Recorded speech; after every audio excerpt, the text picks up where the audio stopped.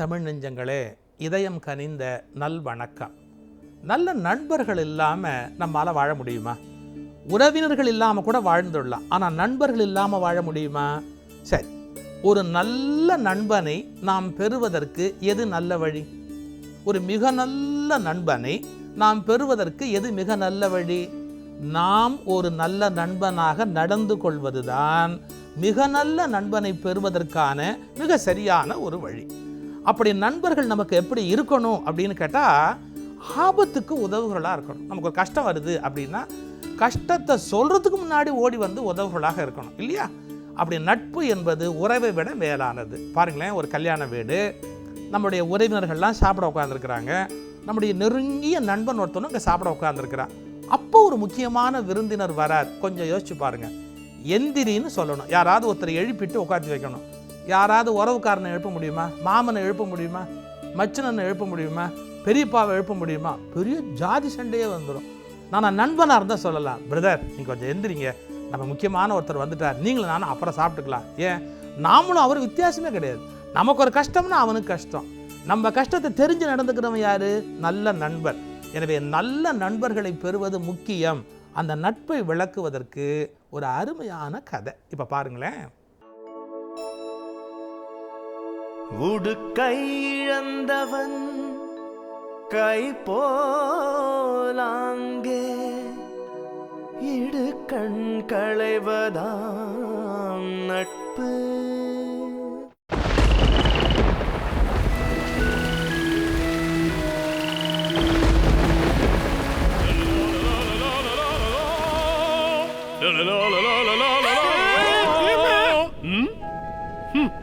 ரசிக்க தெரியாத பசங்க. ஏய், அங்க வர்றது யார் பாரு? யாழினி தானே? ஆமா ஆமா, அது யாழினி தான். யாழினி, நீ எப்படி இங்க வந்த? ஏன் வர முடியாதா? இப்பதான் குளத்துல நிறைய தண்ணி வந்துடுச்சே. வேதா வரலையா? வேதா வரலையா? வேதா ஏன் வரல? பாவம் வேதா, நீங்கெல்லாம் விட்டுட்டு போனதால தனியா இருக்கான். பைத்தியம் பிடிச்ச மாதிரி அந்த குட்டையிலே இருக்கான். இப்ப அவனால நீந்த கூட முடியல. இப்படியே இருந்தா அவனுக்கு பைத்தியம் பிடிச்சிடும். அப்படியா? நான் வேணா போய் கூட்டு வரட்டுமா? நீங்க ரெண்டு பேரும் போய் வேதாவை கூட்டிட்டு வந்துருங்க.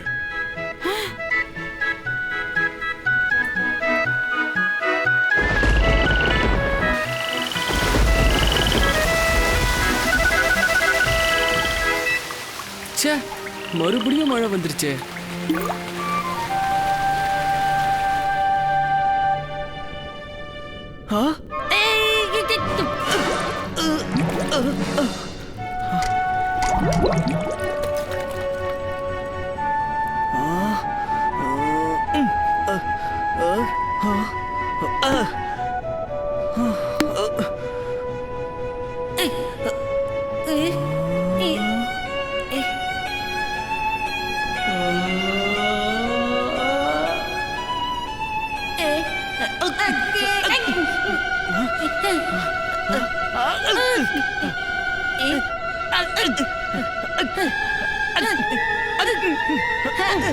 என்ன வேதா, சோர்ந்துட்டியா? முன்ன மாதிரி என்னால வேகமா நீந்த கூட முடியல. மூச்சு வர வாங்குது. ச்சே, ஒரு சின்ன புழுவை கூட என்னால பிடிக்க முடியலையே. வேதா, நீ பழைய வேதா இல்ல. உன்னால என்ன எதுவும் பண்ண முடியாது.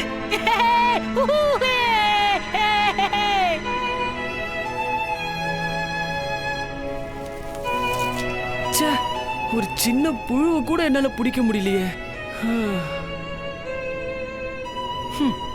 என்ன ஒரே நாத்தம். சரி, தூங்க வேண்டியதுதான், வேற என்ன பண்றது? வேதா, வேதா, வேதா, வேதாவை காணுமே. நீ அந்த பக்கம் போய் தேடு. வேதா, வேதா, எங்கேயும் காணுமே.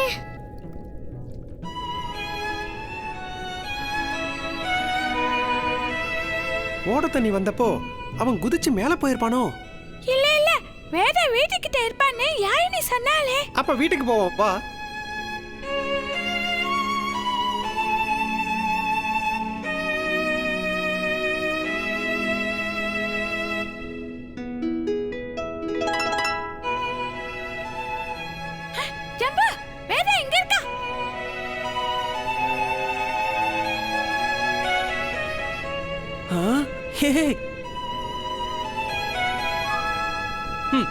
நீங்களா இங்க எதுக்காக வந்தீங்க?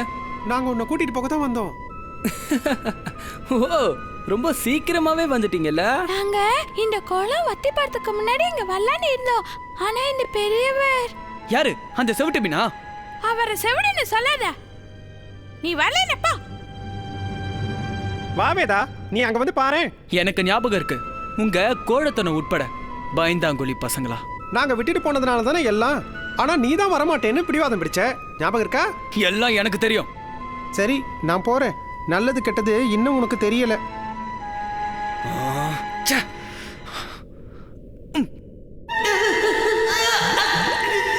என் மூக்கு போச்சு. வலிக்குதே. உன் இடத்துக்கு போடா மடையா.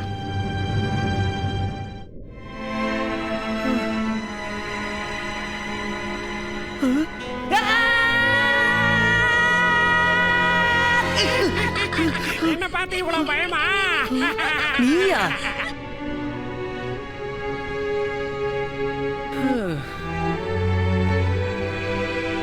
ச்சே, பேசாம அவங்க கூடயே போயிருக்கலாம். இந்த குளத்துல யாருக்கும் மெதுவா நீந்துற மீனை பிடிக்கிறதே இல்ல. சரிதானே வேலா?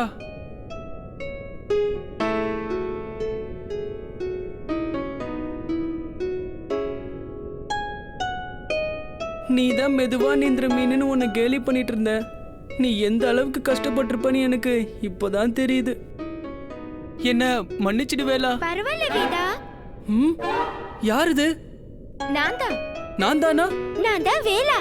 ஆ? ஆ? ஆ? என்ன வேதா அப்படி பாக்குற? வேலாவா நீ? நம்பவே முடியல. ஏன் மாற மாட்டாங்களா? அப்படியே தான் இருப்பாங்களா? இத நீ என்கிட்டே சொல்றியா? நீ சொன்னதை நான் கேட்டுக்கிட்டு தான் இருந்தேன். ஆமா, என்ன மன்னிச்சிடு வேலா. நீ எவ்வளவு வேதனைப்பட்டிருப்பன்னு அப்ப தெரியல, ஆனா இப்ப தெரியுது. ரொம்ப நன்றி வேதா. நாம இப்ப வீட்டுக்கு போலாமா? இல்ல இல்ல, இதுதான் என் வீடு. உன் வீடுங்கிறது உன் நண்பர்கள் இருக்கிற இடம்தான். நான் வரல, என் உடம்புல அழுக்கா இருக்கு. இங்க பாரு, உன்னை பழைய வேதாவா மாத்துறது ஏன் பொறுப்பு. நண்பர்களே உள்ள வாங்க.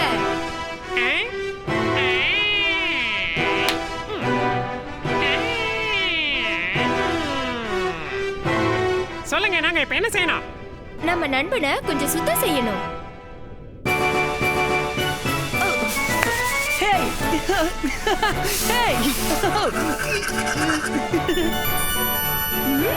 இப்ப நீ ரொம்ப நல்லா இருக்க. ரொம்ப நன்றி நண்பர்களே. அதெல்லாம் வேண்டாம், இது எங்க கடமை. ஆமா, இது எங்க கடமை. நண்பா, நீங்களும் எங்க கூட வந்துருங்க. நாங்க வரல, எங்களுக்கு இங்க இருக்கிற பாசியே போதும். எனக்கு வேகமா நீந்தணும்னு மறுபடியும் ஆசையா இருக்கு வேலா. ஆமா, நீ இந்த குளத்துல மந்தமான மீனா இருந்தியே, இப்போ உன்னை பார்த்தா அடேங்கப்பா, இது எப்படி நடந்துச்சு? கொஞ்சம் உழைப்பு, கொஞ்சம் நம்பிக்கை. என்னால அப்படி செய்ய முடியுமான்னு கூட தெரியல. முடியும், உன்னால முடியும். நான் உதவி பண்றேன். நீ ஏன் எனக்கு உதவி செய்யணும்?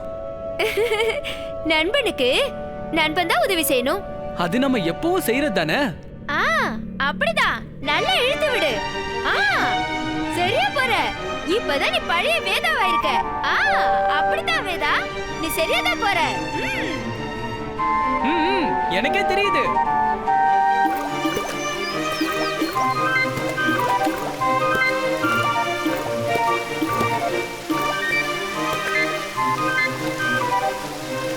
இவ்வளவு உயரத்தை என்னால தாண்ட முடியுமா? ஏன் முடியாது? உன்னால முடியும் வேதா. என் வார்த்தை கேளு வேதா, உன்னாலே முடியும். நீ கண்டிப்பா தாண்டுவ.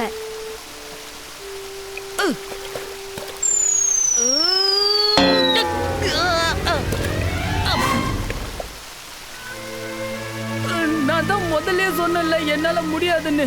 என்னால முடியாது, போ. நான் சொல்றத கேளு. வா, நம்ம ரெண்டு பேரும் சேர்ந்தே தாண்டுவோம். இல்ல வேதா, உன்னால முடியும். இன்னும் கொஞ்சம் பின்னால போய் வேகமா தாண்டணும். வேதா தயாரா?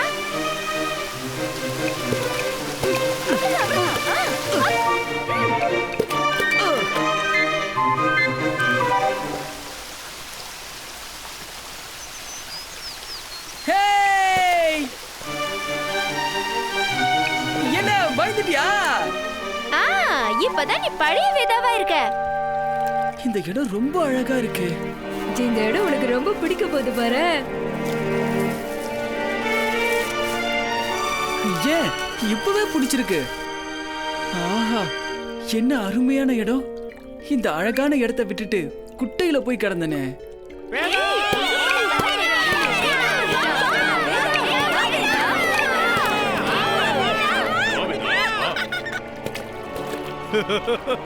வேதா வா வா. நீங்க குளம் வத்திட போகுதுன்னு சொன்னப்போ நான் கேட்கல. அதுக்காக என்ன மன்னிச்சிடுங்க. நீங்க சொன்னது நிஜமாயிடுச்சு. அதை விடு வேதா, நீ எங்க கூட இருக்கிறதே சந்தோஷம். நான் மறுபடியும் உங்களெல்லாம் பாப்பேன்னு நினைக்கவே இல்ல. மாதிரி வேகமா நீந்தோன்னு கூட நான் எதிர்பார்க்கல. உன்னை பார்க்கறதுக்கே ரொம்ப சந்தோஷமா இருக்கு. உங்களை மாதிரி நண்பர்கள் கிடைச்சதுக்கு நான் நிஜமாவே கொடுத்து வச்சவன் தான். உங்க எல்லாருக்கும் ரொம்ப நன்றி. நண்பனுக்கு கஷ்டம் வரும்போது நாமா போய் உதவி செய்யறது தான் உண்மையான நட்பு. ஆமாமா, ரொம்ப சீக்கிரமாவே தெரிஞ்சுக்கிட்டேன். ஏய், நம்ம வேதாவுக்கு தாவி குதிக்கிறத காட்டலாமா? சரி, போ வேதா போ. உன் நண்பர்களோட போ. இது உனக்கு ஒரு புதிய ஆரம்பம்.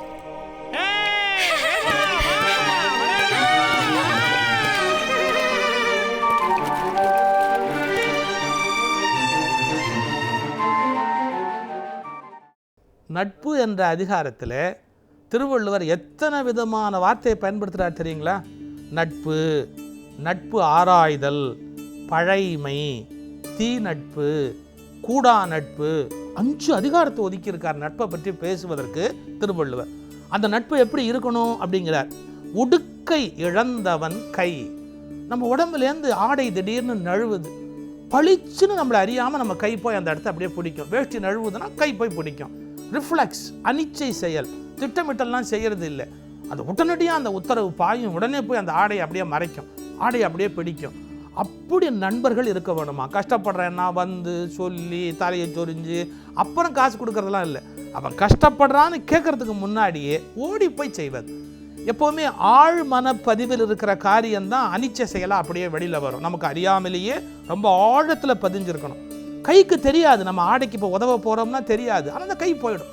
அந்த மாதிரி நண்பர்கள் இருக்க வேண்டும். எப்படி? உடுக்கை இழந்தவன் கை போல் ஆங்கே இடுக்கண். இடுக்கண்ணா கஷ்டம், இடுக்கண் களைவதா நட்பு. நட்பு என்பது ஜாலியாக சந்தோஷமாக சுற்றுறதுக்கு இல்லை, கஷ்டப்படுகிற போது கஷ்டத்தை நீக்குவதற்காக. உடுக்கை இழந்தவன் கை போலாங்கே இடுக்கண் களைவதாம் நட்பு.